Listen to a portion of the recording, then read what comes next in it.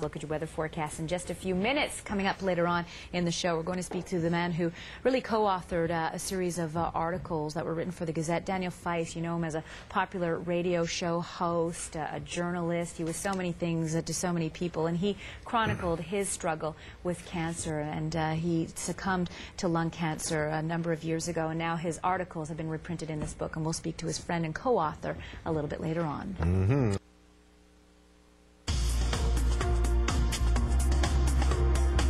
Good morning and welcome back to This Morning Live. It is 8:09. Well, popular radio show host, teacher, and journalist Daniel Feist was diagnosed with lung cancer in July 2004. And instead of dealing with it privately, instead he shared his struggles in a series of articles for the Montreal Gazette. Now, while Daniel succumbed to his illness, his words live on. Cancer, My Story chronicles Daniel's experience from the original diagnosis throughout his treatment. The book was co-written by his longtime friend Stan Shatenstein, a writer and editor who is also an expert on tobacco policy issues. Thank you so much for joining me here this morning. Why did you want to put this book together? I thought Daniel had a lot to say in the stories. There was a very strong reaction when it appeared in the paper, and had a discussion with his mother actually at one point, and a penny dropped on me, and I decided that it would be worth collecting and adding a little material to it and bringing it to people, to a wider audience if possible. How do you think it'll help people? I think Daniel did something unique. Unfortunately, we know that most families face cancer at some point. Somebody is going to be diagnosed, either yourself or somebody you know, somebody you love, and people have trouble talking about it. Daniel was a very articulate guy. He had a very special way of relating things, and there's a great deal of ambivalence. You're angry, you're defensive, you're afraid, you're hopeful. And Daniel had a way of really not censoring himself, letting it all hang out with beautifully written prose, very affecting. And I think it can allow a lot of people to talk about things that they struggle with. Yeah, I think it's, as you say, everyone is touched by cancer. My father died 4 weeks ago of lung cancer. He had lung cancer 8 years ago and could not quit smoking. And it's one of the things I found so real about Daniel, the fact that he talked about that a lot in the book as well, this nasty habit that he just couldn't kick. You have written on tobacco issues for a number of years. Can you explain that? Well, it's a very deep addiction. I like to say that it's an abusive relationship. You know, sometimes you're with somebody and all your friends tell you you should leave, but there's something good about them. Well, the brain has a love affair with nicotine, and people can't let it go. It can be the pharmacology of nicotine. It's also the behavior, all the associations you have with it. So you have all these signals saying, I should stop, people telling me to stop, my kids are upset with me, my parents are upset with me, my friends don't like it.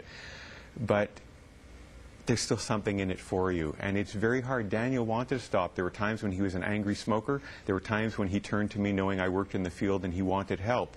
But as he reveals in the stories in the Gazette and reprinted in the book, he smoked even when he was in the hospital, not literally in the hospital, but you know, when he was going in and out with different treatments and all that, he was still sneaking smokes in the middle of the night. Yeah. That's a pernicious addiction. It certainly is. The book did touch so many readers. In fact, there's an entire chapter devoted to letters that were written to the editor. Why do you think his story did strike such a chord?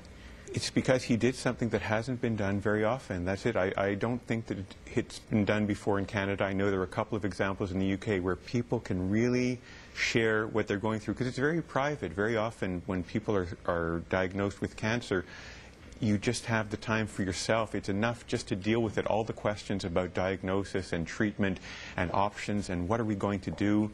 And people just want to, you know, cocoon with their families. And Daniel, I proposed the idea to him, and I was afraid it was going to trouble him or the family, but no, he wanted to go for it, and people responded by the hundreds, and we could only reproduce a fraction of the letters, but he moved a lot of people. A few criticized him for smoking, but so many praised him for being honest about human and just how hard it is to deal with it. Yeah, you also you frame every piece that he wrote with the cancer stats and statistics and what it is exactly that he went through. You hope ultimately more people will quit smoking as a result of reading this book?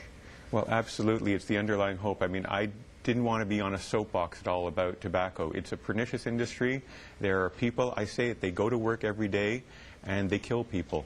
They go to work And there's Imperial Tobacco right here, headquartered in Montreal, and they go to work, and the better they do the job, the more people die, like your father, like my best friend. And it's a disgusting, hateful industry. And Daniel puts a human face on those statistics, on the terrible harm that's done. 47,000 Canadians every year, 13,000 in Quebec. It's an unbelievable toll, but it takes a face to really understand the story. Yeah, it does, and for anyone who has a loved one who's gone through this, it makes you think of the things that your loved ones were probably going through, and Daniel just articulated it so well. Thank you so much for coming in today to talk to us about it. The book is called Cancer, My Story, and it really is well worth the read for anyone, and so many of us are, who are touched by this terrible disease. It's 8:14 right now. It's time